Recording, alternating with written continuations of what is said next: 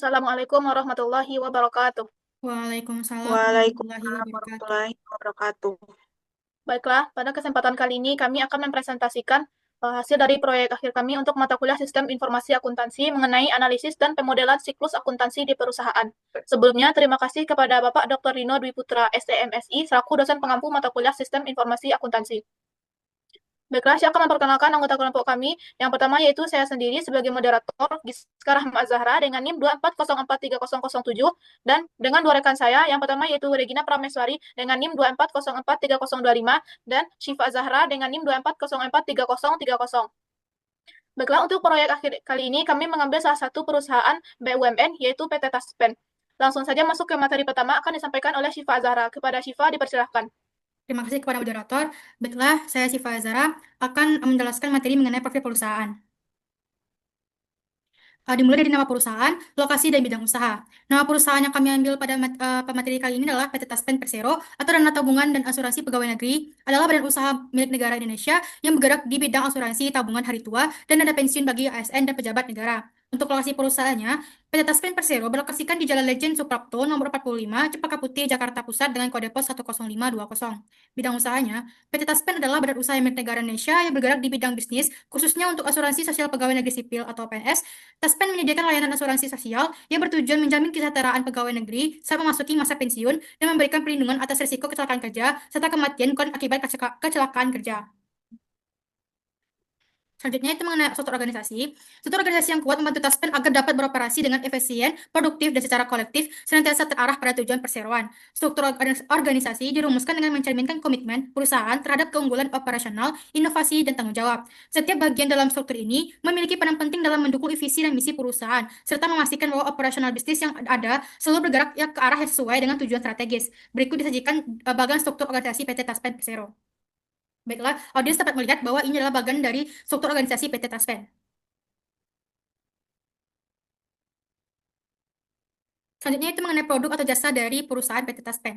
Yang pertama itu adalah layanan digital, yaitu akses layanan Taspen melalui website TOS Taspen dan aplikasi Andal by Taspen. Pada layanan digital Taspen ini, atau bisa disebut dengan Taspen One Hour Online Service, ada beberapa layanan seperti kartu digital, lapor SPTB, klaim online, pengajuan non-klaim, lacak pengajuan online, estimasi manfaat THT dan pensiun, pensiun bulanan, SPT pajak pensiun, antrean online MPP, status autentikasi, Taspen Care, informasi pensiun rokok, dan survei kebutuhan peserta.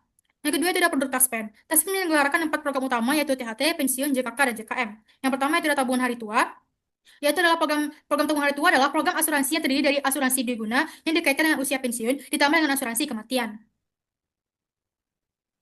Untuk kepesertaannya itu ada pegawai ASN, mencakup PNS dan P3K, selain itu ada pejabat negara.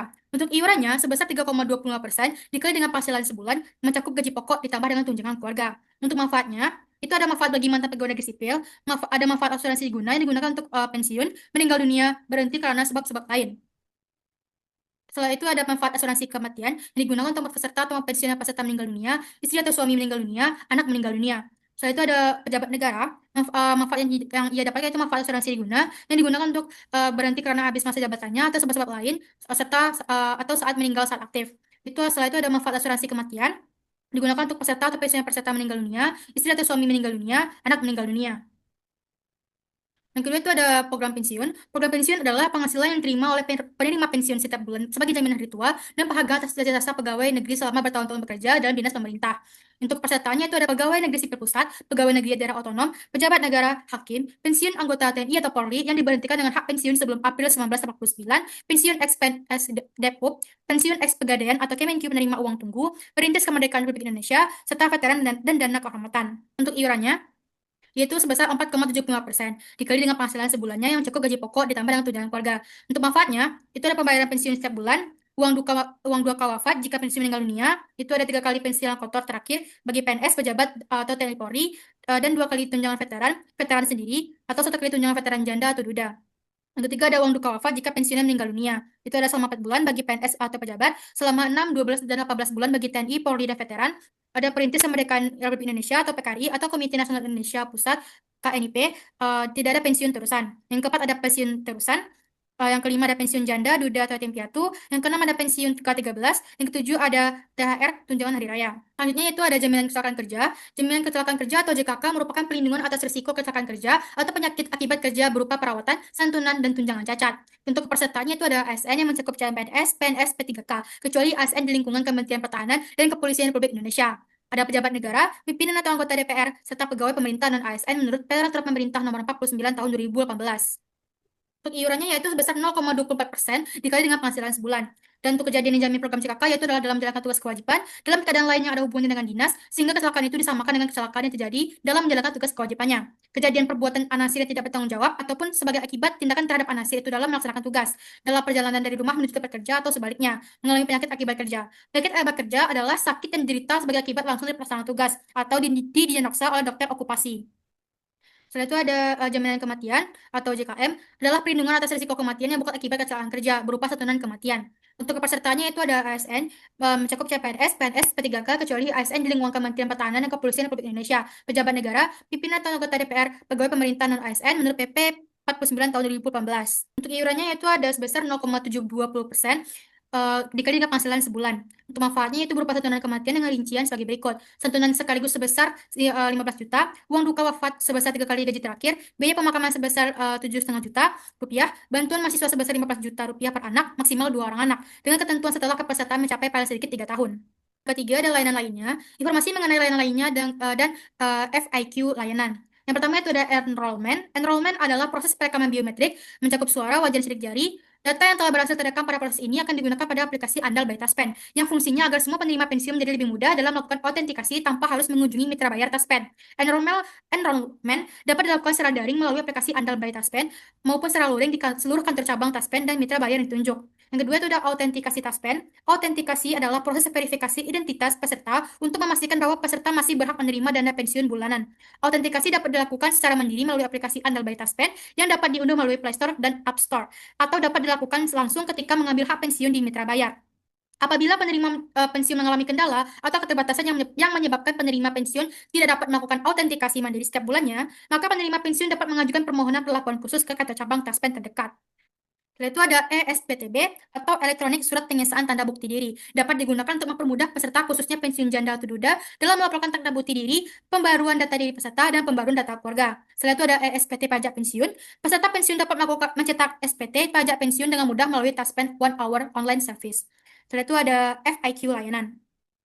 Sistem informasi yang digunakan. Sistem informasi yang digunakan oleh PT Taspen meliputi beberapa aplikasi dan sistem yang dirancang untuk mendukung layanan pengelolaan dana pensiun dan administrasi pegawai negeri sipil atau PNS. Berikut adalah beberapa sistem informasi yang digunakan oleh PT Taspen. Yang pertama itu ada Taspen Online Service. Aplikasi Andal merupakan aplikasi layanan online yang memungkinkan peserta Taspen mendapatkan pelayanan secara praktis dan efisien melalui platform digital. Yang kedua ada sistem informasi konsultasi berbasis web. Sistem ini dikembangkan untuk memudahkan peserta Taspen mendapatkan informasi dan konsultasi mengenai ketaspenan secara online, sehingga mengatasi keterbatasan waktu konsultasi yang sebelumnya hanya tersedia pada jam dan hari kerja tertentu. Sistem ini menggunakan teknologi web dengan database MySQL dan bahasa pemrograman PHP, serta didukung oleh software seperti Adobe Dreamweaver dan Photoshop. Ada sistem informasi manajemen dosir, aplikasi berbasis desktop yang membantu karyawan Taspen dalam mengelola dokumen fisik atau dosir dengan lebih mudah dan cepat. Sistem ini menggunakan bahasa pemrograman Java dan database MySQL untuk mempermudah akses dan pengelolaan dokumen. Yang keempat ada sistem informasi pensiun pegawai. Sistem ini dirancang untuk mempermudah proses pengurusan pensiun pegawai secara digital, menggantikan sistem manual yang rawan keterlambatan dan kelalaian. Sistem ini meningkatkan efektivitas dan efisiensi pengolahan data pegawai pensiun. Yang kelima itu ada sistem informasi pembayaran dana pensiun PNS. Terdiri dari beberapa subsistem seperti sistem informasi pelayanan cabang, sistem informasi biometrik untuk perekaman data biometrik peserta pensiun, dan aplikasi autentikasi Taspen yang memudahkan peserta pensiun melakukan presensi dari jumlah melalui smartphone. Sistem ini menggunakan jaringan aplikasi internal yang hanya dapat diakses oleh pegawai Taspen. Sistem informasi inventaris barang, sistem berbasis desktop yang membantu pendataan dan pengelolaan inventaris barang di kantor Taspen, menggantikan metode manual yang kurang efisien. Yang ketujuh, ada sistem informasi gaji atau SIM gaji, aplikasi untuk memproses data gaji PNS di lingkungan pemerintah daerah yang dikelola oleh Taspen. Baiklah, sekian penjelasan dari saya kembalikan kepada moderator. Terima kasih kepada Syifa. Materi selanjutnya akan disampaikan oleh Regina Prameswari. Kepada Regina dipersilahkan. Terima kasih kepada moderator. Baik, selanjutnya saya akan menjelaskan bagian kedua, yaitu analisis siklus akuntansi. Siklus akuntansi utama pada PT Taspen. PT Taspen atau Persero terutama masuk ke dalam expenditure cycle atau siklus pengeluaran dalam siklus akuntansinya. Hal ini karena aktivitas utama yang didokumentasikan dan dianalisis adalah terkait dengan pengeluaran kas, khususnya pembayaran klaim dana pensiun dan dana jaminan kematian kepada peserta. Siklus ini fokus pada proses pengeluaran kas, mulai dari permintaan cek, pembuatan bukti kas keluar, pembayaran kas, hingga pencatatan pengeluaran kas. PT Taspen menjalankan prosedur ini secara terstruktur untuk memastikan pembayaran klaim pensiun dan jaminan yang dilakukan dengan tepat dan akurat dan melibatkan bagian-bagian seperti bidang pelayanan, seksi kas, seksi administrasi keuangan, dan bidang keuangan yang bertanggung jawab dalam pengelolaan kas dan klaim peserta. Selanjutnya yaitu deskripsi proses bisnis. Berikut penjelasan mengenai deskripsi proses bisnis yang meliputi aktor atau proses yang terlibat, aliran dokumen atau transaksi, dan teknologi atau sistem yang digunakan. Siklus akuntansi pengeluaran kas di PT Taspen melibatkan beberapa aktor utama yang memiliki peran penting dalam memastikan proses pengeluaran berjalan dengan tertib dan sesuai prosedur. Pertama, bidang pelayanan bertanggung jawab untuk melayani peserta pensiun dengan membuat lembar penelitian SPP klaim, voucher klaim, serta lembar perhitungan hak peserta. Dokumen-dokumen ini menjadi dasar permintaan cek yang akan diproses lebih lanjut. Setelah dokumen tersebut selesai dibuat, Kepala Bidang Pelayanan melakukan otorisasi untuk memastikan bahwa lembar perhitungan hak dan voucher klaim telah sesuai dan valid sebelum diteruskan ke bagian keuangan. Setelah mendapatkan otorisasi, Seksi Administrasi Keuangan mengambil alih proses dengan membuat bukti kas keluar berdasarkan dokumen permintaan cek yang telah disetujui. Selain itu, Seksi Administrasi Keuangan juga bertugas untuk mencatat transaksi pengeluaran kas tersebut dalam jurnal pengeluaran kas sebagai bagian dari pencatatan akuntansi yang rapi dan terkontrol. Proses selanjutnya adalah pengeluaran kas yang dilakukan oleh seksi kas, di mana cek diisi dengan bukti kas keluar, kemudian ditandatangani oleh pejabat yang berwenang. Setelah itu, cek dikirim ke bank atau kantor pos yang bekerja sama untuk proses pencairan. Pengawasan terhadap seluruh proses pengeluaran kas dilakukan oleh bidang keuangan guna memastikan bahwa administrasi keuangan dan pengendalian pengeluaran kas berjalan sesuai standar dan prosedur yang berlaku. Selain itu, seksi dosen mengelola dan mengarsipkan dokumen fisik terkait klaim dan pengeluaran kas sebagai bukti transaksi dan referensi audit di masa mendatang. Dalam pelaksanaannya, siklus pengeluaran kas ini menggunakan berbagai dokumen pendukung seperti lembar penelitian SPP klaim, voucher klaim program pensiun, lembar perhitungan hak peserta, bukti kas keluar, slip pengiriman uang, rekapitulasi pembayaran pensiun non-dapem, jurnal pengeluaran kas, serta catatan laporan pengeluaran atas cek.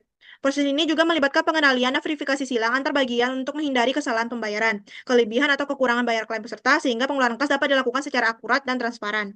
Sistem yang digunakan dalam siklus ini masih banyak melibatkan dokumen fisik dan pencatatan manual. Namun dengan prosedur yang terstruktur dan pengawasan yang ketat dari bidang keuangan, PT Taspen mampu menjalankan proses pengeluaran kas secara efisien, akuntabel, dan sesuai ketentuan yang berlaku. Dengan demikian, hak peserta pensiun dapat terpenuhi dengan baik dan tepat waktu, menjamin pelayanan yang optimal dan terpercaya. Selanjutnya, nomor 3 itu pemodelan sistem. Berikut pemodelan sistem dalam bentuk BPMN, siklus akuntansi pengeluaran PT Taspen. Sebelum saya menjelaskan lebih lanjut, audiens dapat melihat terlebih dahulu alur BPMN siklus akuntansi pengeluaran PT Taspen. Penjelasan konteks model. Siklus pengeluaran kas di PT Taspen dimulai dari bidang pelayanan hingga pengarsipan dokumen oleh seksi dosir. Proses ini melibatkan beberapa bagian yang saling terintegrasi untuk memastikan pengeluaran kas berjalan sesuai prosedur dan dapat dipertanggungjawabkan. Pertama, di bidang pelayanan. Proses dimulai dari bidang pelayanan yang bertugas menghitung hak peserta pensiun. Setelah hak peserta dihitung, dibuatlah lembar perhitungan hak peserta beserta voucher. Dokumen-dokumen tersebut kemudian dikirimkan kepada bidang pelayanan untuk mendapatkan persetujuan lebih lanjut. Yang kedua, kepala bidang pelayanan. Kepala bidang pelayanan menerima dokumen permintaan cek. Pada tahap ini dilakukan proses otorisasi dokumen. Jika dokumen belum memenuhi syarat, maka dokumen akan dikembalikan untuk direvisi, baik ke bidang pelayanan maupun untuk direvisi lebih lanjut. Jika dokumen telah sesuai, maka dokumen tersebut dikirim ke seksi administrasi keuangan. Yang ketiga, seksi administrasi keuangan. Seksi administrasi keuangan menerima dokumen yang telah disetujui. Selanjutnya dilakukan verifikasi dan pengecekan silang untuk memastikan kebenaran data dan dokumen. Setelah diverifikasi, pengeluaran kas dicatat dalam jurnal keuangan, lalu bukti kas keluar dikirim ke seksi kas. Yang keempat itu seksi kas. Seksi kas menerima bukti kas keluar, kemudian membuat cek sesuai dengan bukti kas keluar tersebut. Setelah cek dibuat, diminta tanda tangan otorisasi cek. Setelah cek diotorisasi, cek dikirim ke bank atau kantor pos untuk proses pencairan dana. Yang kelima, bidang keuangan. Bidang keuangan berperan dalam mengawasi seluruh proses pengeluaran kas, serta melakukan pengendalian internal untuk memastikan proses berjalan sesuai prosedur dan tidak terjadi penyimpangan. Yang terakhir itu seksi dosir. Tahap akhir ini adalah pengelolaan dan pengarsipan dokumen fisik oleh seksi dosir. Semua dokumen yang berkaitan dengan proses pengeluaran kas diarsipkan sebagai bukti dan referensi di masa mendatang. Berikutnya keterangan simbol atau komponen yang digunakan. Yang pertama itu start event, yang adalah elemen yang menandai awal dari sebuah proses. Start event menunjukkan titik awal dari sebuah proses di mana aliran proses dimulai.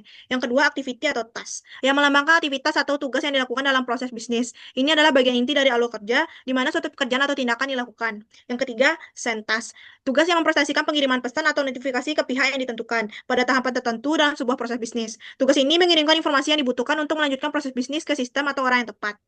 Yang keempat, receive task. Aktivitas yang menunjukkan bahwa proses sedang menunggu pesan masuk dari pihak eksternal atau sistem lain. Tugas ini selesai setelah pesanan diterima dan proses dapat melanjutkan. Yang kelima, end event. End event merupakan penanda bahwa suatu proses telah selesai. Yang keenam, Sequence flow. Alur sequence atau sequence flows digunakan untuk menunjukkan urutan yang kegiatan akan yang dilakukan dalam sebuah proses. Yang ketujuh, getaway, yang menunjukkan titik keputusan dalam sebuah proses bisnis. Ia berfungsi untuk mengendalikan arah aliran proses, menunjukkan jalur mana yang akan diambil berdasarkan kondisi tertentu. Yang kedelapan itu pool dan land. Pool mewakili partisipan dalam sebuah proses, sedangkan land subbagian dalam sebuah pool dan mengategorikan aktivitas. Saya kembalikan kepada moderator. Baik, terima kasih kepada Regina Prameswari. Materi selanjutnya akan disampaikan oleh saya sendiri, yaitu mengenai analisis kelebihan dan kelemahan. Efisiensi proses. Yang pertama, kelebihan. Proses pengeluaran kas di PT Taspen sudah mengikuti tahapan expenditure cycle, yaitu pertama, pemesanan atau ordering. Pada saat bidang pelayanan bertanggung jawab untuk melayani peserta pensiun dengan membuat lembar penelitian SPP claim, voucher claim, serta lembar perhitungan hak peserta, lalu penerimaan dan saving. Setelah dokumen tersebut selesai dibuat, Kepala Bidang Pelayanan melakukan otorisasi untuk memastikan bahwa lembar perhitungan hak dan voucher claim telah sesuai dan valid, sebelum diteruskan ke bagian keuangan otorisasi dan verifikasi dokumen oleh Kepala Bidang Pelayanan, dan verifikasi oleh Seksi Administrasi Keuangan. Selanjutnya, persetujuan tagihan atau approving invoice. Setelah mendapatkan otorisasi, Seksi Administrasi Keuangan mengambil alih proses dengan membuat bukti kas keluar berdasarkan dokumen permintaan cek yang telah disetujui. Selain itu, Seksi Administrasi Keuangan juga bertugas mencatat transaksi pengeluaran kas tersebut dalam jurnal pengeluaran kas sebagai bagian dari pencatatan akuntansi yang rapi dan terkontrol. Terakhir, pembayaran atau cash disbursement. Pada saat pengeluaran kas yang dilakukan oleh seksi kas, di mana cek diisi sesuai dengan bukti kas keluar, kemudian ditandatangani oleh pejabat yang berwenang. Setelah itu, cek dikirimkan ke bank atau kantor pos yang bekerja sama untuk proses pencairan. Selanjutnya itu pembagian tugas yang jelas untuk bidang pelayanan, seksi administrasi keuangan, seksi kas, dan lain-lain mendukung efisiensi karena setiap bagian hanya fokus pada tugas spesifik. Selanjutnya penggunaan dokumen pendukung dalam seperti lembar penelitian SPP claim, voucher claim, bukti kas keluar, dan lain-lain untuk memudahkan tracking dan verifikasi. Yang kedua yaitu kelemahan. Yang pertama, banyaknya tahapan dan dokumen fisik yang harus diisi dan diotorisasi dapat memperlambat proses, terutama jika ada bottleneck di suatu bagian. Yang kedua, ketergantungan pada proses manual, seperti pengisian cek, tanda tangan, pengarsipan fisik, membuat proses menjadi kurang responsif terhadap kebutuhan yang mendesak. Selanjutnya yaitu keandalan sistem informasi. Yang pertama, kelebihan. Setiap transaksi dicatat dalam jurnal pengeluaran kas dan dokumen pendukung diarsipkan. Selanjutnya, sistem ini memudahkan audit trail dan pelacakan setiap transaksi kas keluar. Yang kedua, kelemahannya, yaitu jika pencatatan masih dilakukan secara manual, risiko kehilangan data, duplikasi, atau kesalahan pencatatan tetap tinggi. Selanjutnya, keandalan sistem sangat bergantung pada kedisiplinan pegawai dalam melakukan pencatatan dan pengarsipan. Selanjutnya yaitu risiko kesalahan atau fraud. Yang pertama kelebihannya yaitu adanya pemisahan tugas dan otorisasi berlapis, mengurangi risiko fraud dan kesalahan. Selanjutnya itu verifikasi silang antar bagian serta pengawasan oleh bidang keuangan memperkecil kemungkinan terjadinya kelebihan atau kekurangan bayar. Yang kedua kelemahan, jika pengawasan internal tidak konsisten atau terjadi kolusi antar pegawai, sistem tetap bisa ditembus untuk melakukan fraud. Selanjutnya itu proses manual dan banyaknya dokumen fisik membuka celah untuk manipulasi data atau dokumen. Selanjutnya itu kesesuaian dengan prinsip pengendalian internal. Yang pertama kelebihan, siklus pengeluaran kas di PT Taspen sudah sesuai dengan prinsip pengendalian internal seperti pemisahan fungsi, otorisasi, dokumentasi, dan pengawasan. Proses otorisasi dan verifikasi dokumen sebelum pembayaran adalah bentuk pengendalian internal yang baik. Yang kedua itu kelemahan. Yang pertama, implementasi pengendalian internal di beberapa cabang belum optimal, misalnya pada struktur organisasi dan praktik sehat. Selanjutnya, jika tidak ada pembaruan sistem atau pelatihan rutin, efektivitas pengendalian internal bisa menurun seiring waktu. Baik, kesimpulan untuk pada presentasi proyek akhir kami kali ini yaitu PT Taspen merupakan badan usaha milik negara yang fokus pada penyediaan layanan asuransi tabungan hari tua dan dana pensiun bagi ASN serta pejabat negara. Perusahaan ini memiliki struktur organisasi yang kuat dan sistem informasi yang terintegrasi seperti aplikasi Andal by Taspen, sistem informasi konsultasi berbasis web, dan sistem manajemen dosir yang semuanya bertujuan untuk meningkatkan efisiensi dan kualitas pelayanan kepada peserta. Dalam operasionalnya, PT Taspen menerapkan siklus akuntansi utama berupa expenditure cycle atau siklus pengeluaran yang berfokus pada proses pembayaran klaim dana pensiun dan jaminan kematian. Proses ini melibatkan beberapa bagian penting, mulai dari bidang pelayanan yang mengelola dokumen klaim, seksi administrasi keuangan yang membuat bukti kas keluar dan mencatat transaksi, hingga seksi kas yang melakukan pembayaran. Seluruh proses tersebut diawasi secara ketat oleh bidang keuangan dan didukung oleh pengelolaan dokumen fisik oleh seksi dosir guna memastikan akurasi, transparansi, dan akuntabilitas setiap transaksi. Keunggulan utama sistem yang diterapkan PT Taspen terletak pada efisiensi proses dan sistem pengendalian internal yang baik, sehingga dapat meminimalisir risiko kesalahan pembayaran serta menjaga hak peserta agar selalu terpenuhi tepat waktu.